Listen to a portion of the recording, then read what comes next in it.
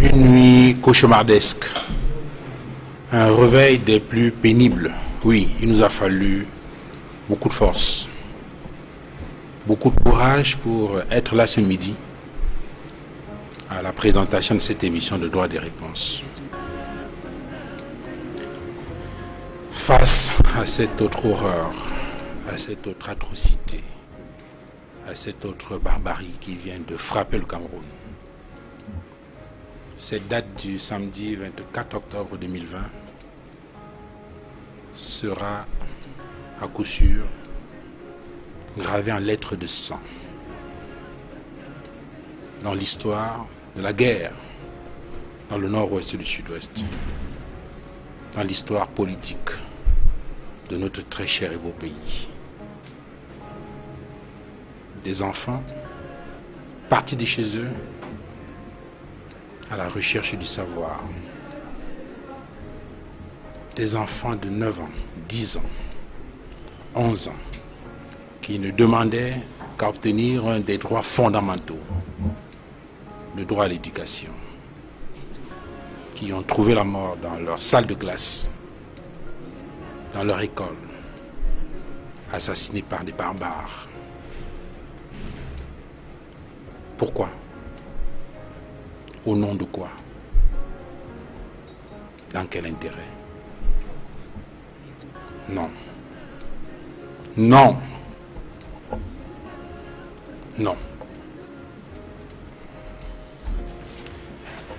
Madame, Monsieur, bonjour et bienvenue à Droit des réponses. Droit des réponses, c'est votre magazine dominical sur Equinox Radio, Equinox Télévision, qui fait le round-up des principaux sujets ayant retenu l'attention de la presse au cours de la semaine qui s'achève. Et cette semaine, la presse s'est beaucoup intéressée à l'affaire de la taxe sur les téléphones portables, notamment le rétropédalage du gouvernement. Pour reprendre les termes du journal Émergence, Paul Biya dit le tabloïd demande de surseoir à la mise en œuvre de la mesure controversée. Dans la même lancée, la Nouvelle Expression note que le gouvernement bat en retraite. Le président de la République précise le journal du Carrefour Equinox Abonakwamwa a renvoyé à plus tard l'entrée en vigueur de la taxe numérique sur les téléphones portables après la levée de bouclier, observe le journal, de toutes les couches de la société camerounaise. Ainsi, conclut Expression économique, Paul Biya déconnecte Minette Libon-Liken et instruit de trouver un mécanisme plus approprié pour collecter les droits de douane par voie numérique. Le quotidien, Le Messager, semble plus préoccupé par la forme de l'instruction présidentielle.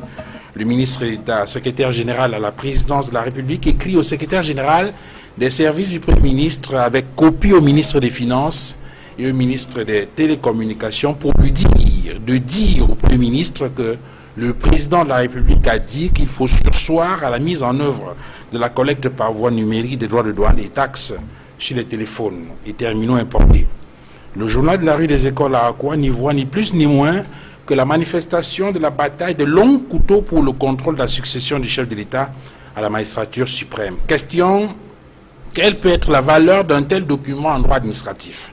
Une circulaire présidentielle, si elle en est une, peut-elle suspendre l'exécution d'une loi régulièrement adoptée par le Parlement et promulguée par le président de la République? N'y a-t-il pas conflit d'autorité ou de compétence? Qu'est-ce qui a empêché le président de la République d'instruire directement le Premier ministre en lui écrivant? Le chef de l'État n'est-il pas subtilement en train de passer la main au secrétaire général, à la présidence de la République? N'est-on pas en droit de conclure que ce sont ces batailles de succession dont parle le quotidien Le Messager qui peuvent justifier la frilosité au sein du sérail et expliquer directement ou indirectement certaines dérives autoritaires dont parlent certaines organisations internationales ces jours-ci? Le journal Émergence indiquait cette semaine, on s'en souvient, que l'ONU condamne le Cameroun pour le musellement de l'opposition. Le quotidien Le Jour et plus précis, Human Rights Watch demande la libération des personnes encore en détention. Dans la même veine, le journal interroge le sort des personnes interpellées dans le sillage des manifestations du 22 septembre dernier. Maurice Kamto est toujours bloqué chez lui, observe le journal d'Aman Mana. Le confrère Le Messager ajoute que le leader du MRC est séquestré depuis un mois et interdit de visite. La délégation du MRC, partie rendre visite à son président jeudi dernier, a été refoulée à l'entrée de sa résidence. Question: un homme en résidence surveillée n'a-t-il pas droit aux visites? Cette question, comme beaucoup d'autres, nous les poserons à nos invités sur le plateau de droit des réponses de ce dimanche. Maître Désiré Sikati, bonjour. Bonjour Duval, bonjour à tous ceux qui sont sur le plateau avec moi. Bonjour également à ceux qui nous regardent. C'est avec le cœur lourd et la voix qui me manque que je prends la parole au cours de cette émission. Après la tragédie que notre pays a vécue hier à Kumba. C'est pénible. Je voudrais d'entrée de jeu présenter mes condoléances aux familles des victimes et également me poser la question de savoir pourquoi est-ce qu'on en est arrivé là. Parce que le véritable problème, c'est pas seulement de laisser couler les larmes, mais c'est de se demander comment faire en sorte que pareille situation ne se reproduise plus. On a connu le massacre de Garbou. Aujourd'hui, on est en train de pleurer ces enfants de Kumba. Il me semble que c'en est trop et que au-delà des divergences partisanes, nous devons faire preuve d'humanisme et se demander si la responsabilité de ceux qui sont habilités à diriger la société n'est pas d'assurer la sécurité de tout le monde, n'est pas d'assurer la paix. Donc je voudrais me poser cette question et souhaiter tout simplement que nous ayons une bonne émission. Maryse Dolabel, bonjour. Bonjour. Merci d'être venu sur ce plateau. Merci de m'avoir convié. Je tombe sur un sujet qui n'est pas facile, qui n'est facile pour personne. En tant que communicante du RDPC, je suis sans voix face à ce qui vient de nous frapper. Je pense que c'est toute la République qui est en deuil. Les drapeaux sont en berne. Et pourtant, la vie va suivre son cours. Mais comment est-ce que la vie peut reprendre son cours pour ses parents affectés, pour ses voisins affectés, pour cette ville meurtrie? Comment on va faire? Comment est-ce que ces parents vont pouvoir dépasser le spectacle qu'ils ont vécu?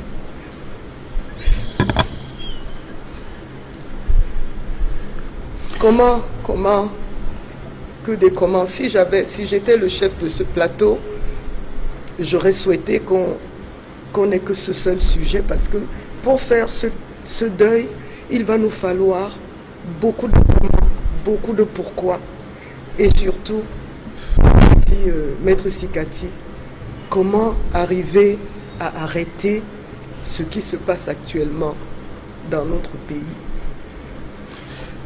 Maryse Dolabel, vous êtes militante du RDPC. J'introduis également sur ce plateau Maître Moustapha Ngwana. Bonjour. Bonjour Duval, bonjour à vos nombreux téléspectateurs. À la suite des précédents panélistes, je voudrais dire toute la peine qui est mienne et la compassion émue qui m'habite en ce moment au regard du drame, on ne peut plus inexplicable, qui s'est déroulé à Kumba hier et qui, de mon point de vue, interpelle même notre humanité, notre capacité à pouvoir nous revendiquer comme appartenant à l'espèce humaine. On ne peut plus grave. J'avoue que je suis souvent disert, mais les mots me manquent en cette triste circonstance. Ce serait également l'occasion pour nous de crever éventuellement l'abcès au cours de cette émission, parce qu'il faudrait qu'une solution définitive soit trouvée à la crise anglophone, parce que, comme disait quelques-uns de mes amis, comme m'a dit un de mes amis ce matin, on a le sentiment que l'escalade va être encore pire ici si une solution définitive n'est pas trouvée. Il a utilisé une expression, il dit que c'est comme si c'était les entraînements.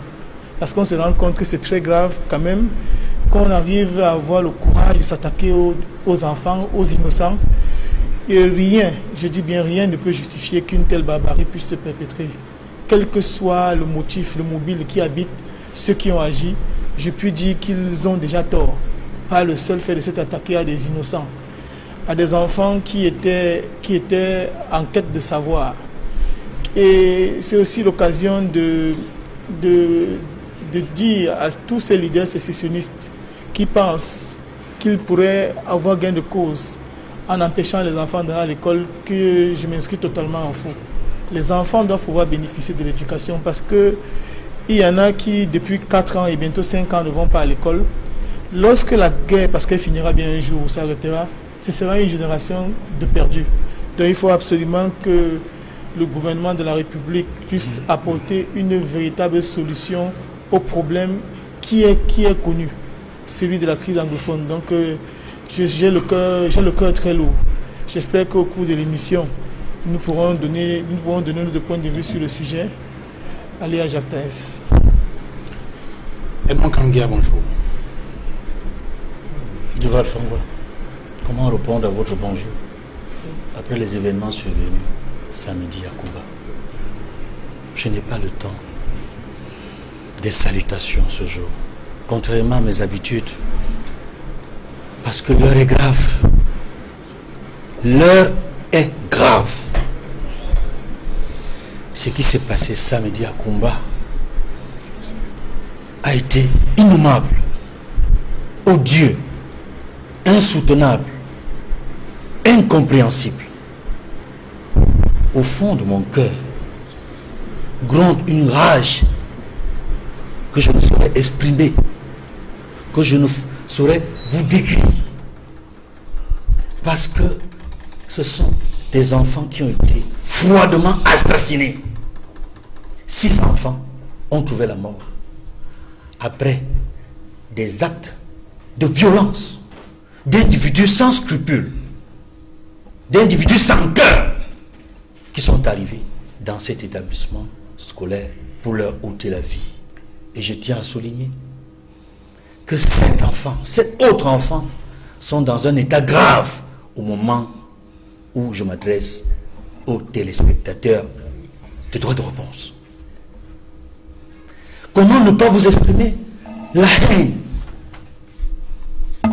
des ressentiments profonds qui animent tout parent camerounais, tout parent tout court africain, tout parent dans ce village planétaire, quand il assiste, quand il apprend que des enfants innocents qui sont simplement allés à l'école pour apprendre des connaissances, pour le savoir, ont été froidement assassinés. Comment ne pas dire la douleur que nous ressentons, pas seulement en tant que citoyen, pas simplement en tant que parent d'élève, mais en tant qu'être humain, parce que nous sommes atteints dans notre propre dignité d'homme. Nous sommes atteints parce que nous avons encore en nous le sens de l'humain. Ceux qui l'ont fait, pourquoi l'ont-ils fait? Why? Why? Why? Pourquoi? Pourquoi? Pourquoi? Autant de questions qui vont se poser, qui comptent au fond de l'analyse politique que je suis. Je crie ma colère, mon ras-le-bol, pas simplement ma révolte. Parce qu'on aurait pu éviter ça. Ça fait 4 ans que ça dure. Ça fait 4 ans que sur ce plateau, nous demandons aux parties belligérantes, et particulièrement au gouvernement, qui a la responsabilité en tant qu'institution qui doit assurer la sécurité des biens et des personnes. Je parle de l'État et du chef de l'État, qui n'aurait jamais dû laisser faire ce qui s'est passé à Kumba. Parce que ça nous rappelle Ngabou, où 24 personnes sont décédées, tuées, ont été massacrées. Et nous l'avons dénoncé ici sur ce plateau. Nous avons recommandé une enquête, et une enquête nous a donné raison. Et tout le monde sait ce qui s'est passé en Ngabou, où des femmes enceintes, des enfants ont été assassinés. Et vous savez qui les avait assassinés? Ceux de Ngabou. Pour Kumba, nous recommandons encore une enquête pour que l'on sache qui a pu faire ça. Pour savoir ces êtres inhumains qui ont privé des enfants de la vie. Voyez-vous, quand nous avons publié les images, pour ceux qui ont suivi les émissions Equinox depuis hier soir, des reportages sur le terrain, toute la soirée, jusqu'à 23h25. Nos correspondants sur place ont rendu compte de ce qui se passait. Nous n'avons vu aucun ministre de la République. En tout cas, on n'a pas vu le ministre des enseignements secondaires. On n'a pas vu le ministre de l'éducation de base. On n'a pas vu le gouverneur de la région du Sud-Ouest. On a certes vu quelques autorités. Mais que valait la présence de ces autorités administratives face à ceux qui auraient dû être là? Nous savons ce qui s'est passé en France. Lorsqu'un enseignant a été assassiné, décapité, on a vu Emmanuel Macron au devant de la scène, tous les jours, jusque très récemment, dit non. Et le peuple français dit non. Nous sommes au Cameroun, nous ne sommes pas en France. Nous devons copier les bons exemples. Il faudrait que le gouvernement, l'État du Cameroun, soit un peu plus prompt à écouter le peuple camerounais quand il est dans le désarroi. Je disais bien, ça fait 4 ans que nous avons recommandé des solutions à ce qui se passe dans le nord-ouest et le sud-ouest. On ne nous a pas écoutés. Non seulement on a arrêté les membres du consortium pour aggraver la situation en laissant la place aux extrémistes, aux sécessionnistes, aux séparatistes qui ont gagné du terrain, mais lorsqu'il a fallu trouver des solutions aux problèmes, on a donné des solutions qui ne correspondaient pas au fond du problème, parce que la crise est éminemment politique.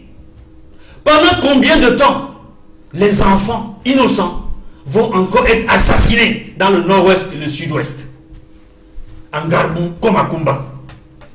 Combien de temps cela va durer?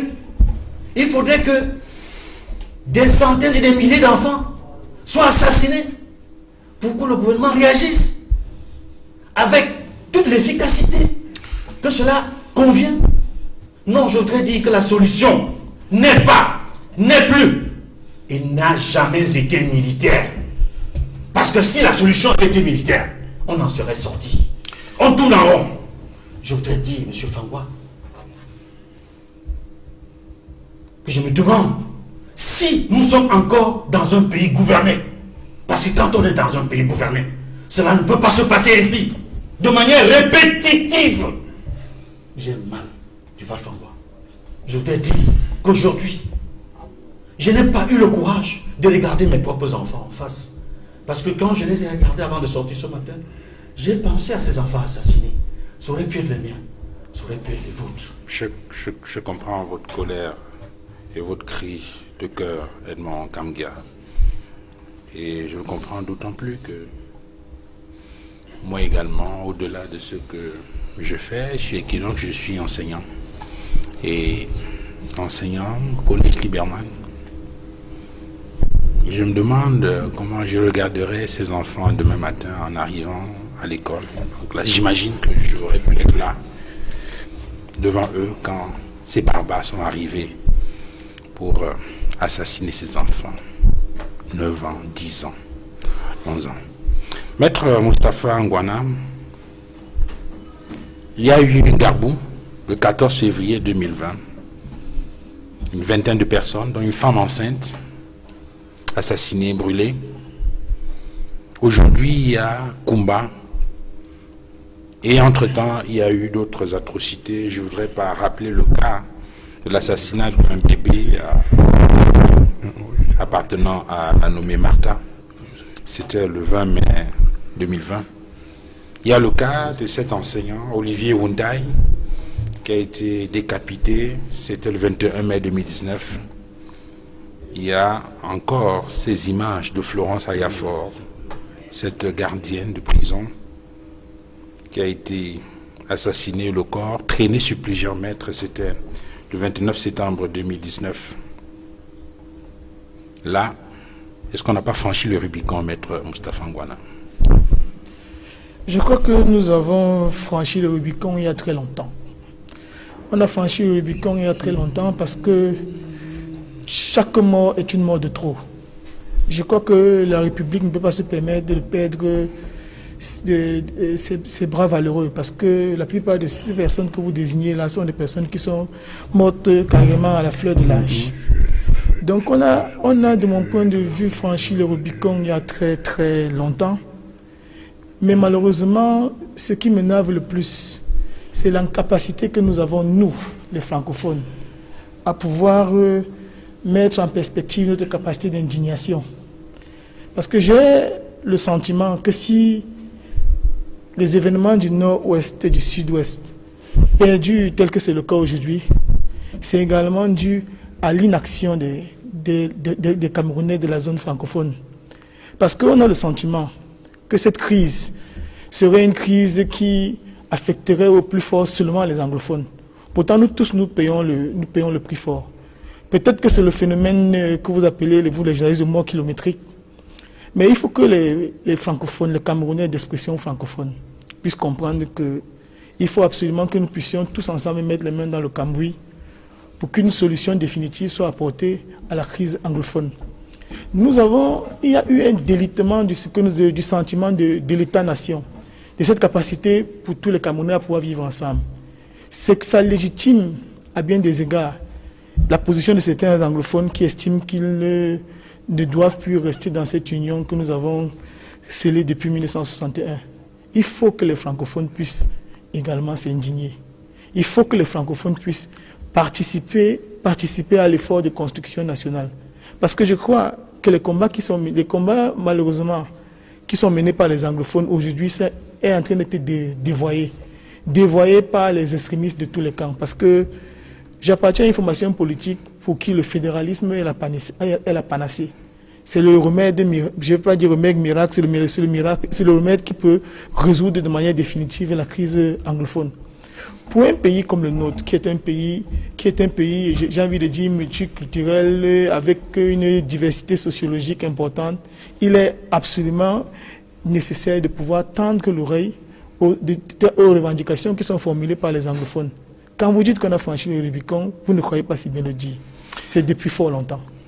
Honorable Marlise Bell, le gouvernement, à travers le ministre de la Communication, a réagi dans un communiqué où il affirme que cet acte ignoble a été perpétré par des bandes armées terroristes sécessionnistes à Fiango, à Koumba, c'est dans le sud-ouest. Le bilan, on l'a indiqué, 6 décès, 6 personnes, 6 jeunes enfants assassinés, des enfants entre 9 et 12 ans, 13 blessés, dont 7 dans une situation extrêmement grave. Il a relevé le communiqué du ministre de la Communication que le complexe scolaire privé Mother Franciscan International Bilingual Academy n'a lancé ses activités qu'en ce début d'année scolaire 2020-2021 et ainsi et à l'insu des autorités administratives compétentes. Et donc, c'est la raison pour laquelle ce complexe n'a pas pu bénéficier des mêmes mesures de protection que d'autres établissements scolaires du département de la Mémé. Le gouvernement, dans ce communiqué, refute donc catégoriquement toutes les allégations mensongères tendant à imputer sans scrupule à nos forces de défense et de sécurité dans cet acte ignoble. Et dans la chute de ce communiqué, on peut dire que le ministre délégué à la présidence de la République en charge de la défense a été instruit de diligenter une enquête pour rechercher les coupables de ces atrocités. Que vous inspire, quel commentaire vous inspire cette sortie du gouvernement après ce massacre de combat? S'il vous plaît, vous allez, je me suis ressaisie, vous allez me donner l'occasion de rendre hommage à nos enfants parce que pour faire le deuil, il faut pleurer. Et permettez-moi de partager avec vous mon cri. Oui, comme une bantou, je lance jusqu'au ciel, les bras levés vers Dieu, notre Père, les pieds plantés profondément dans la terre de mes ancêtres. Je lance un cri. Et je veux partager ma complainte que voici. Si les Douala disent Mouna, si les Bakoko disent Mon, les Bassad disent Moine, les Baham disent Mou, si en français nous disons mon enfant, mon bébé, si en anglais nous disons my child, my baby, my darling, quelle que soit la langue que nous empruntons, nous les mamans du Cameroun, nous sommes toutes déchirées par le cri criminel qui part de notre utérus déchiré, qui part de au profond de nos entrailles pour interpeller ces méchants. Mes petits-enfants, mes bébés, mes mounas, reposez en paix. Mes petits-enfants, mes bébés, mes mounas, le président de la République et le peuple du Cameroun demanderont les comptes. Ces méchants papas, ces papas sans cœur, ces papas fous qui vous ont ôté la vie auront à répondre de leurs actes. Devant le Créateur, certes, mais avant, ils répondront devant les hommes. Reposez en paix, les mounas. Maintenant, je voudrais revenir à votre question. Sur le commentaire que vous suggère cette sortie du gouvernement, Oui. la toute première après... Moi, tout à l'heure, notre consultant bien-aimé a dit qu'il n'a pas su ce matin regarder ses enfants. Mais je pense qu'il a raison. Il a raison parce que son discours participe à créer les situations que nous connaissons. Parce que le danger de cette histoire, c'est quoi? C'est que chaque fois qu'il y a un acte grave, nous essayons de l'éluder ou alors de le minimiser ou alors de l'expliquer parce que le gouvernement n'a pas fait ce qu'il devait faire. Mais non, pour l'instant, nous nous arrêtons. Parce que ce qui s'est passé, tout comme pour Ngarbou, nous nous arrêtons pour dire que non, c'est pas possible. Mais on ne justifie pas. Il n'y a rien à justifier. Il n'y a rien qui puisse expliquer que des hommes normaux prennent des armes blanches et assassinent des enfants. Alors, une fois que M. Kambia a pleuré, ça a duré peut-être 2 minutes, pendant 10 minutes, il a raconté comment le gouvernement est responsable de ce qui vient de se passer. Non, M. Kambia, il ne faut pas faire ça. Il ne faut pas faire ça parce que ces personnes qui vous écoutent et qui pensent mener une guerre légitime et qui pensent qu'ils sont dans leur droit de porter l'arme contre leurs frères, ils pensent que vous leur donnez raison. Vous les comprenez. Vous comprenez pourquoi ils peuvent en arriver là. Moi, je ne comprends pas. Je ne comprends pas, M. Kambia. Donc, pour moi, ce qu'a dit le ministre Sadi est clair. On ne peut pas, au jour d'aujourd'hui, commencer à se poser la question de savoir qui est l'auteur de cet acte. Sénèque, le Romain que nous connaissons tous, a dit: à qui profite le crime? Oui, pourtant, lorsqu'on parcourt effectivement ce texte-là, il y a déjà comme une sorte de polémique qui transparaît. Le gouvernement dit nous refutons catégoriquement les allégations mensongères qui tendent à imposer de sécurité. Et dans la chute dit le ministre délégué à la présidence de la République en charge de la défense a été instruit de mener des enquêtes pour déterminer les coupables. Mais je pense que c'est classique. Quelle que soit la situation, je pense que pour être dans les normes et dans les standards, il faudra quand même une enquête. Mais il y a déjà Ayoub Tabé qui a indexé quelqu'un, je ne sais pas si c'est un fake, mais nous avons tous vu le document qui est attribué à Ayoub Tabé, qui dit que c'est Ikome qui est responsable de cela et pas les membres de son gouvernement. Donc, à partir de ce moment-là, nous savons tous. Et puis, à qui réellement, si on veut réfléchir 2 secondes, à qui profite ce crime? Au gouvernement qui se bat pour que les enfants reviennent à l'école, au gouvernement qui se bat pour reconstruire, au gouvernement qui veut convaincre de ce que son action est porteuse. C'est le gouvernement qui va poser un acte qui va déstabiliser tout l'environnement. C'est pas possible. Je pense que décemment, sans exagération, sans passion, nous pouvons dire qu'au jour d'aujourd'hui, nous pensons que c'est un acte terroriste. Et que pour cette raison-là, et rien que pour cette raison-là, nous devons d'abord nous arrêter et dire à nos frères qu'ils commencent à aller trop loin. Maître Désiré Chikati, après avoir fait le deuil, il faut bien qu'on cherche à savoir ce qui se passe. Qu'est-ce qui s'est passé exactement et comment éviter à l'avenir? Mais on n'a pas encore fait le deuil. L'affaire s'est passée quand vous avez déjà fait le deuil.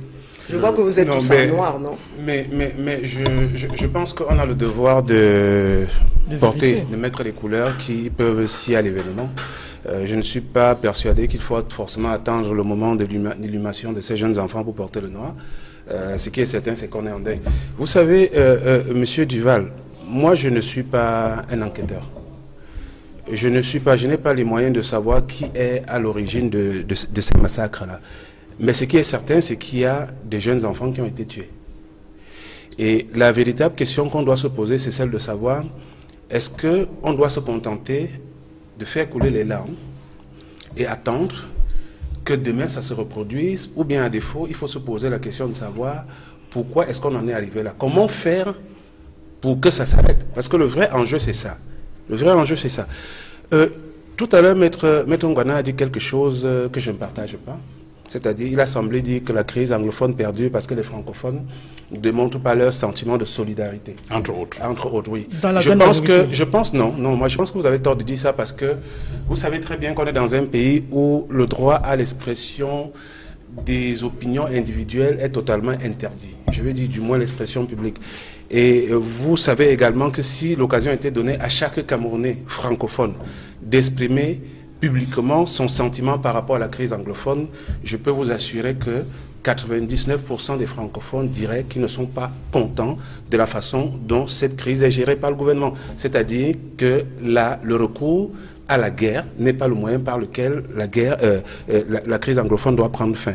Vous savez aussi, je dois vous dire, au-delà du fait que je suis très attristé, comme la quasi-totalité de nos compatriotes, par les images qu'on a vues, par la cruauté de ces images-là, quand on voit l'état dans lequel se trouvent les cadavres et même les personnes blessées, ben, on a envie de se poser la question de savoir, ces gens qui ont fait ça, est-ce que ce sont des humains comme nous? Mais il faut aussi se résoudre à une autre équation.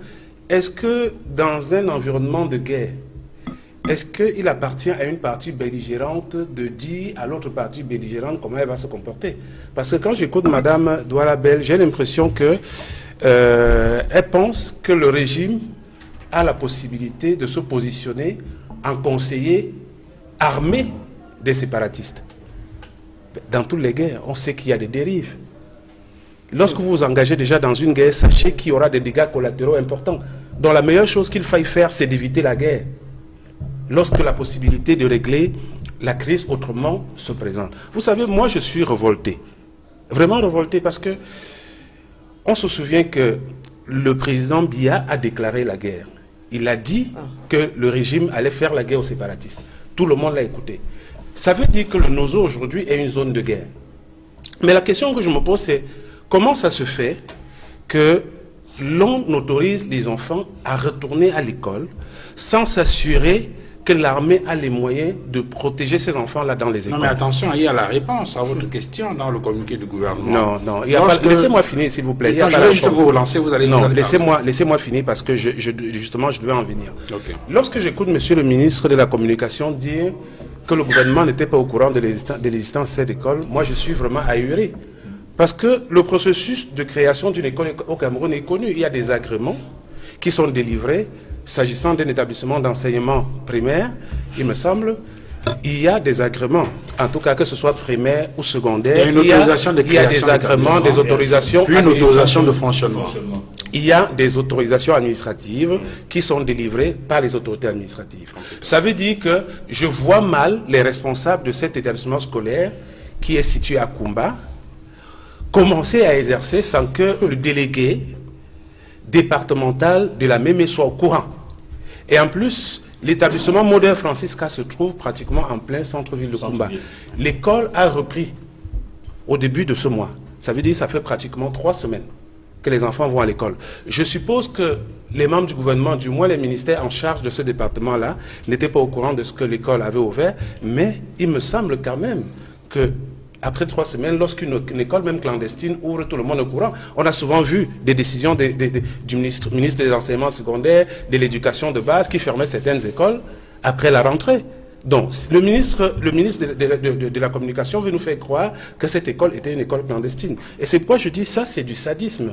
C'est-à-dire vouloir à tout prix se justifier dans toutes les circonstances. Nous savons tous que dans une zone de guerre, les activités ne peuvent pas se dérouler de façon normale. Et nous savons également qu'en dépit des capacités de l'armée camerounaise, il n'est pas possible de mettre un militaire ou bien un policier derrière chaque citoyen. personne ne peut me prouver le contraire. Donc, dès lors qu'on est d'accord sur ça, je pense que nous devons nous poser la question de savoir si l'action militaire a ces limites-là et que les populations civiles doivent quelquefois souffrir. Pourquoi ne pas mettre sur pied un autre moyen pour assurer une paix durable? Il me semble quand même que la Constitution est claire. La Constitution dit qu'il appartient au gouvernement, au président de la République, de veiller à la sécurité des personnes. Ça veut dire qu'avant d'autoriser le retour des enfants à l'école, on doit s'assurer, surtout en zone de guerre. Il ne faut pas oublier, il s'agit d'une zone de guerre. On ne peut pas amener les enfants à retourner à l'école sans leur donner des moyens sûrs pour leur sécurité. Et c'est là où je dis, le gouvernement a failli. On ne peut pas aujourd'hui obliger les Camerounais à se contenter seulement de larmoyer. Tout le monde est peiné par cette situation-là, mais moi j'ai envie d'aller au-delà de la peine. Parce que si on ne le fait pas, ça va se reproduire demain. Ce complexe a lancé ses actions en 2021 à l'insu des autorités administratives compétentes et n'a pu bénéficier des mêmes mesures de protection scolaire du département de la Mémé. Mais attendez, je pense que vous êtes en train de relire un extrait de ce que j'ai commenté. Invraisemblable ce que le ministre de la Communication dit. C'est invraisemblable tout simplement parce que cet établissement a certainement des documents. Et nous savons très bien la législation en matière d'éducation au Cameroun. Si vous êtes un établissement clandestin, l'administration ferme. On l'a souvent vu. Même au début, vous savez, depuis des années, au début de chaque rentrée scolaire, les établissements scolaires clandestins sont systématiquement fermés. Il y a eu ça. Je pense qu'il ne faut pas. C'est pourquoi... Souvent, c'est ceux qui ont... Moi, je ne veux pas rentrer dans le jeu d'attribution des responsabilités. J'ai dit, lorsque on a dans un premier temps indexé un groupe de belligérants, mais par la suite, on a vu que ce n'était pas ça. Donc, pour le moment, moi, je préfère prendre du recul et attendre le résultat des enquêtes. Mais nous pouvons ne pas commenter la situation de ces enfants qui sont morts. Quel que soit, je dis bien, parce que moi je constate que si jamais il y avait eu une autre ouverture pour le règlement de la crise anglophone, nous parlons tout ce dialogue. Je pense que c'est un tintamarre qui, depuis 2000, tous les Camerounais aient pris de bonnes... Si aujourd'hui, le gouvernement doit se radicaliser en prétendant qu'il est avec je son droit de se braquer contre les propos viables en termes de sécurité des personnes et des biens. Parce que se dialoguer avec des gens, alors qu'en retour, vous n'êtes pas capable d'assurer la sécurité des personnes qui coûtent des exactions de la guerre, je pense que le gouvernement n'est pas en train de faire son travail. Edmond Kamgia, je ne sais pas les autres réactions du gouvernement à travers le ministre de la Communication, porte-parole du gouvernement. Il y a eu d'autres réactions, notamment des représentations diplomatiques de l'Union africaine. Il y a l'ambassadeur de France au Cameroun qui a réagi.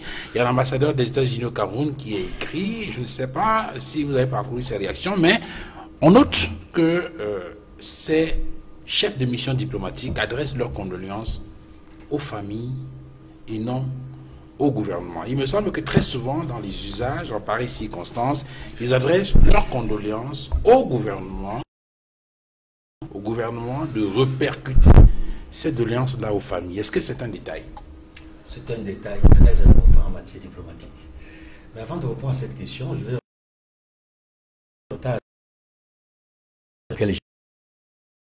première sortie, quand j'ai dit que la crise n'est et ne sera jamais militaire, la crise anglophone, c'est parce que je pense que nous avons affaire à un problème,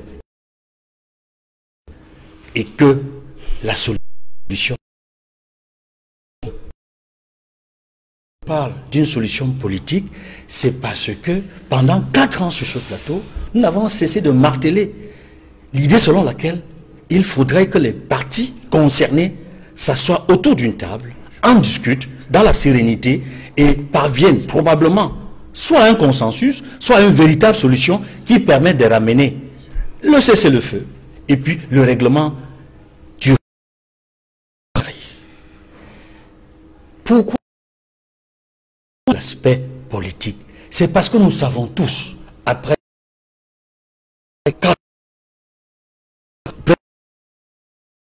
depuis 2017, on tourne en rond, les populations civiles, y compris qui sont protégés par les conventions de Genève, notamment la convention sur la protection, n'est-ce pas, des personnes en temps de guerre, y compris ceux qui sont concernés par le statut de réfugiés. Parce que nous avons des Camerounais, à cause de la guerre, qui se retrouvent réfugiés au Nigeria. Et nous avons même des personnes déplacées, plus de 800 000, environ 1 million, qui sont déplacées sur le territoire du Cameroun et dans les 8 autres régions du Cameroun. Il faut savoir que ces personnes ont besoin d'être assistées et soutenues au jour le jour par le gouvernement de l'État du Cameroun. Les personnes déplacées comme les réfugiés. Maintenant, pour sortir de cet aspect-là, en disant qu'il y a eu, parce que je ne réponds pas encore à votre question, hein, je termine sur ma chute pour dire que la crise est politique, il faut une réponse politique, et nous avons cru à un moment donné que le gouvernement avait compris, après les sorties répétitives du secrétaire général de l'ONU, Antonio Guterres, notamment celle de mars, celle de juin, et puis tout récemment, à la des Nations Unies, à la session qui s'est ouverte en septembre, qui continue en septembre. Les États sont intervenus, les différents pays sont intervenus. Antonio Guterres, parce qu'il avait donné 90 jours à l'armée. Et le Cameroun en fait partie. Pour que les partis belligérantes, les gouvernements et les partis rebelles, ou opposition armée, ou opposition, ou sécessionnistes, s'asseyaient autour d'une table pour trouver un cessez-le-feu. C'était une pause humanitaire durable. Et le Cameroun n'a pas pu, dans les 90 jours, trouver le cessez-le-feu. Et le Cameroun a une chance que vient d'offrir récemment le secrétaire général de l'ONU. Il a dit, compte tenu du fait que tous les pays n'ont pas pu obtenir un cessez-le-feu, il a donné jusqu'à la fin de l'année à tous les pays, y compris le Cameroun, parce que c'est le Cameroun qui fait partie du viseur aujourd'hui des Nations Unies. Il y a plusieurs pays, mais j'ai dit le Cameroun. D'accélérer les mécanismes qui sont mis en place pour effectivement obtenir cette paix-là dans les délais, les nouveaux délais. Dans les nouveaux délais, parce que les nouveaux délais, c'est jusqu'à la fin de l'année. Et le Cameroun, le gouvernement avait pourtant pris des contacts préliminaires. Le 2 juillet dernier, avec les leaders sécessionnistes, parmi lesquels Ayuk Sisikou et ses camarades qui se trouvent à la prison principale de Kondengui, et d'autres personnes qui se trouvent à la prison centrale de Kondengui. Nous avions cru, et nous avions même applaudi, en croyant que ces contacts allaient se poursuivre, et qu'on parviendrait à un cessez-le-feu auquel on n'est pas parvenu. Maintenant, permettez-moi de répondre à votre question. Assez rapidement. Sur l'explication des usages diplomatiques, des communiqués qui sont parvenus, qui sont en train de parvenir là.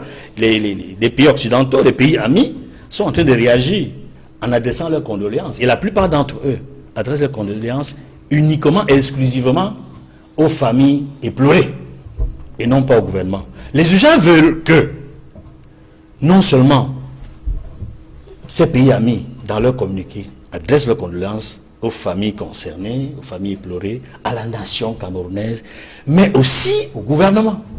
Et j'observe que la plupart de ces communiqués montrent que ces pays n'ont pas pris le soin d'adresser un mot de compassion ou une pensée pour le gouvernement. Ils l'adressent exclusivement pour les familles. Ça signifie quoi? Ça signifie en diplomatie que ces pays amis qui ont fait ces communiqués ne partagent pas la politique du gouvernement en relation avec le règlement de la crise concernée. Ces pays amis qui, pour la plupart, ont donné des conseils, ont fait des recommandations, ont attiré l'attention du gouvernement camerounais sur la nécessité d'un dialogue politique inclusif et dont les parlements concernés ont même fait des résolutions dans le sens de poursuivre le dialogue commencé au palais de congrès Yaoundé il y a un an par des véritables rencontres inclusives permettant à toutes les parties de se retrouver dans un cadre où les parties concernées notamment, parce que jusqu'à présent, ceux qu'on considère comme les commanditaires des sécessionnistes n'ont pas véritablement été associés aux discussions parce qu'ils n'ont pas bénéficié de ce qu'ils attendaient. Et Aïe Sissoko, au sortir de la rencontre du 2 juillet dernier, avait évoqué la possibilité d'une amnistie pour que ceux qui sont derrière dans la diaspora puissent discuter également avec le gouvernement. On a tenté quelque chose en Suisse, ça n'a pas prospéré. C'est pour dire qu'en réalité, pour répondre définitivement à votre question, les pays amis ne sont pas contents de la manière dont le gouvernement gère la crise anglophone. Alors, Maître Moustapha Ngwana, il y a eu une réaction du gouvernement à travers la sortie du ministre Sadi. Il y a eu ces réactions des chefs des missions diplomatiques accrédités dans notre pays, mais il y a eu également des réactions des hommes politiques. Nous en prenons quelques-unes. Cabral Libi, expériment fou pour penser que l'État peut fléchir, que les institutions d'un pays peuvent s'arrêter de fonctionner parce que les terroristes sèment l'horreur. Il va plus loin en indiquant que l'État doit prendre ses responsabilités avec une fermeté à la mesure de l'horreur. La réaction de Joshua aussi, premier vice-président national du SIF, je condamne fermement cet acte odieux qui ne doit pas rester impuni. Les auteurs sont connus, leurs complices et ceux qui entretiennent cette sale guerre aussi. La protection de nos écoles par les forces de défense et de sécurité est un impératif qu'il aurait fallu mettre sur pied avant l'ouverture des écoles. Le gouvernement doit prendre ses responsabilités. De messages semblables pour l'honorable Nietzsche qui davantage se pose des questions que nous partageons avec vous pour avoir votre réaction là-dessus. Comment une telle horreur a pu se produire en plein centre-ville de Kumba alors que le gouvernement avait donné des assurances que la sécurité allait être garantie pour le retour des élèves à l'école dans les deux régions? Je vous remercie pour cette... je vous remercie. Je voudrais revenir sur une ou deux choses. Tout à l'heure, j'ai entendu Madame Alice Bell indiquer que l'un n'était pas à l'établissement des responsabilités, c'est vrai. Mais il faut regretter une chose, c'est la tendance quasi pathologique du gouvernement à toujours vouloir refuter sa responsabilité sans qu'il y ait eu un examen préalable. C'était le cas dans l'extrême nord, c'était le cas en Gabou, c'est également le cas aujourd'hui. Je n'ai pas une boule de cristal, je ne veux pas accuser le gouvernement, mais je pense qu'avec le temps, le gouvernement de la République doit apprendre à agir avec de la circonspection. Parce que très souvent, et c'est malheureux de le dire, on se retrouve dans des situations où les responsabilités sont parfois là où on ne s'y attendait pas du tout. La deuxième chose également, c'est à mon confrère Désiré Sikati. Je veux dire, aucun gouvernement ne gagne une guerre contre ses populations. On peut pas, c'est un fait qui est incontestable. Les anglophones ont une culture de la revendication que nous, les francophones, n'avons pas. En 2016, nous avons assisté à des marches, à une déferlante. Il y avait des revendications qui étaient légitimes. Même nous qui étions avocats, nous n'avons pas soutenu nos confrères anglophones au moment où il le fallait. Et cela ne s'explique pas depuis la manière avec laquelle nous avons été colonisés. Je pense que si les francophones, je le dis et je le remartèle, avaient mis véritablement les mains dans le cambouis, on aurait eu une situation complètement différente. Une autre guerre, si vous voulez dire. Je ne veux pas dire une autre guerre. Cette fois-ci, exposée sur tout le Cameroun. Je ne veux pas dire une autre guerre. Puisque la stratégie du régime, c'est de faire la guerre à ceux qui revendiquent. Non, écoutez, il y a des marches qui sont organisées même par la formation politique à laquelle vous appartenez. Le problème, c'est que nous n'avons pas de masse critique. Si nous sortons 500 000 personnes, je vous assure qu'il n'y aura pas moyen de tirer sur qui que ce soit. Les anglophones sont plus prompts à sortir que nous. Ils sont plus prompts à revendiquer que nous. Et c'est ce que je dis, c'est ce que je leur envie. Et que j'estime que nous, les francophones, n'avons pas. Et que nous devons absolument copier pour que nous puissions sortir le Cameroun du bourbier dans lequel nous sommes. Sauf que vous reconnaissez vous-même que c'est un héritage colonial, maître. C'est un héritage colonial, mais nous devons pouvoir nous dépêtrer. Nous devons pouvoir nous dépêtrer. Je vous en prie, vous pouvez me poser votre question. Alors la question porte sur cette préoccupation honorable Nietzsche qui ne comprend pas comment, en plein centre-ville de Kumba, on peut assister à une telle horreur alors que le gouvernement avait donné des assurances que la sécurité allait être garantie pour le retour des élèves à l'école. Vous savez, de manière générale, notre gouvernement est le champion des effets d'annonce. C'est-à-dire que si on écoutait le gouvernement de la République, on devrait organiser la Coupe d'Afrique en 2019. Il ne faut pas être surpris que les annonces soient faites et que les dites annonces ne soient pas suivies d'effets.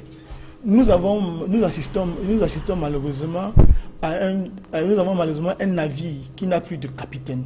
Parce qu'en réalité, les gens font des déclarations, ils font des annonces, mais malheureusement, les annonces ne sont suivies d'aucun effet.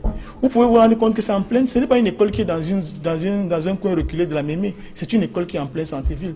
C'est la preuve de ce que la sécurité qui est en scandée n'est que purement déclaratoire. Donc, en réalité, c'est une autre manifestation de l'incapacité de ceux qui nous gouvernent à pouvoir apporter des solutions viables, fiables aux problèmes que connaît notre pays. Donc, s'il s'agit seulement de déclarations, nous en aurons chaque jour un peu plus. Et malheureusement, on sera obligé de faire face à la réalité qui est celle de la non-gouvernance. Parce qu'aujourd'hui, les gens parlent de mal-gouvernance, mais en réalité, nous assistons à une autre réalité qui est la non-gouvernance, parce que nous sommes incapables d'être sur... C'est-à-dire qu'on ne connaît pas la question sur laquelle le gouvernement de la République est attendu et pour laquelle il a réagi avec promptitude et dans les délais qui permettent de pouvoir anticiper sur les événements et apporter des solutions définitives. Donc c'est de ça qu'il est question. Marie Zorabel, lorsque on parcourt ces réactions de ces hommes politiques qui, pour l'essentiel, tous sont dans l'opposition, que ce soit Cabral Libye, Joshua aussi, ou l'honorable Nietzsche, on voit très bien que dans la chute de leur texte, ils disent l'État, je reprends, Cabral Libye dit l'État doit prendre ses responsabilités avec une fermeté à la hauteur de l'horreur. Joshua aussi dit le gouvernement doit prendre ses responsabilités. L'honorable Nietzsche, après, les questions qu'il pose, dit la responsabilité de ce régime est formellement établie et il faudrait, enfin il dit il y en a marre. Lorsqu'on pense que l'État doit prendre ses responsabilités, de votre point de vue, comment vous comprenez cela? Il s'agit de faire quoi précisément? D'abord, ce sont des déclarations attendues. C'est l'histoire des maîtresses qui attendent que l'épouse légitime quitte la maison pour arriver. Vous n'allez pas attendre de ces personnes une analyse avec le sceau de l'objectivité. Non, il y a, c'est subjectif. Un manque de pertinence, réaction. Non, moi je dirais pas un manque de pertinence, je dirais plus, parce que c'est déjà au niveau de l'intention. Au niveau de l'intention, il faut vendre au peuple camerounais que le Cameroun n'est pas gouverné, il est mal gouverné, il est, etc., etc. C'est normal, c'est leur job. Ils essayent de trouver l'issue pour leur permettre d'accéder au poste de président de la République et de gouverner le Cameroun. Je pense que c'est ça la mission des partis politiques. Mais maintenant, quand on regarde ce qui s'est passé, si on veut raisonner sur le plan statistique, combien d'écoles ne sont pas gardées dans le NOZO et combien sont gardées? Parce que c'est sur cette base-là que nous pouvons dire si le gouvernement n'a pas fait son travail ou a fait son travail. La communication du ministre, monsieur le ministre Sadi, dit clairement et répond à votre question quand on dit mais comment se fait-il qu'on ait déclaré que pour faciliter ou pour sécuriser la rentrée scolaire, on va protéger les établissements scolaires et il se trouve que voilà un établissement scolaire qui n'était pas... Et le ministre vous donne l'explication en disant que voilà un établissement qui n'était pas en règle. Et on peut imaginer la chose suivante. Pour qu'on poste ou qu'on affecte les éléments de la police ou de la gendarmerie dans un établissement, j'imagine qu'il y a un registre qui dit qui est établissement. Et c'est en fonction de cela que la ventilation de ce personnel de sécurité est faite. Si une école n'existe pas... On parle d'une école là qui est en plein centre. Oui, mais attendez, vous avez des centres de santé ici à Douala, en plein centre-ville, où les gens s'amusent quand même à être dans l'irrégularité. C'est pas vous êtes Camerounais ou vous êtes Tchadien. Mais Marlise Bell, on voit quand même, lorsqu'il s'agit d'une école, on voit quand même des élèves qui chaque matin mettent une tenue. Non, attendez, excusez-moi, vous le dites comme ça simplement. Parce que souvent, on interpelle, il arrive qu'on interpelle cette école. Les dirigeants de l'école se présentent. Ils trouvent plein d'arguments pour expliquer pourquoi ils ne sont pas en règle. On leur donne, ok, on vous donne quelques temps pour vous mettre en règle. Mais pendant ce temps, ils ont peut-être déjà perçu les frais de scolarité et tout, et les parents attendent... Oui, mais en attendant, qu'est-ce qu'on fait? On doit quand même assurer la sécurité de ces enfants-là. On peut toujours être au paradis.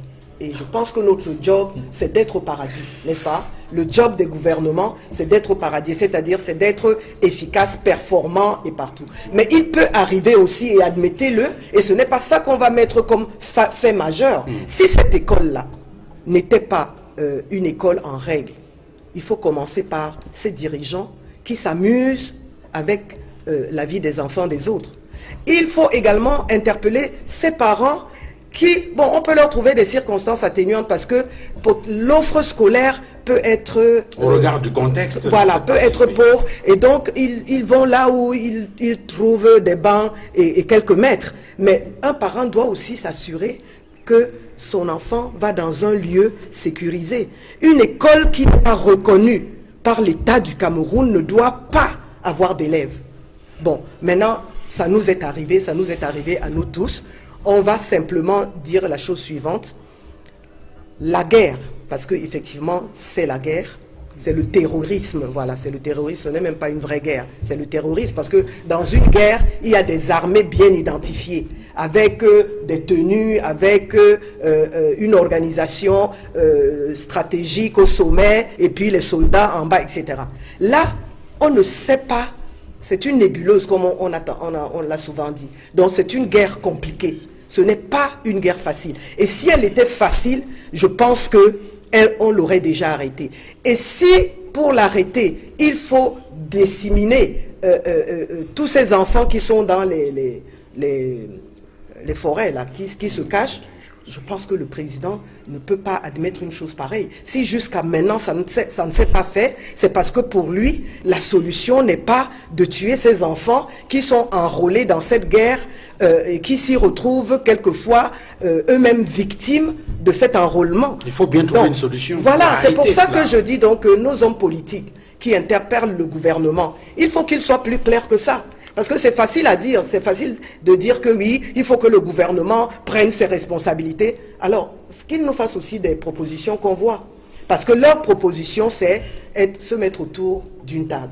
On ne sait pas à quel niveau ces tentatives de négociation sont rendues.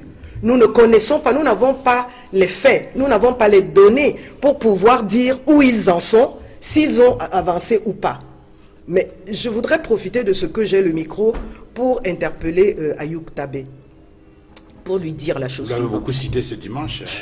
Oui, Ayoub Tabé, j'étais quand même dans le comment dirais-je, le collège qu'il a recruté à la Sonnelle. Donc c'est quelqu'un que je connais personnellement. Oui, je le connais personnellement. Et souvent je me suis interrogé s'il est capable d'autant d'atrocités. Je ne le vois pas. Je ne crois pas. J'ai l'impression que actuellement ils sont débordés par des groupes plus radicaux, plus sauvages, qui sont prêts à aller jusqu'au bout.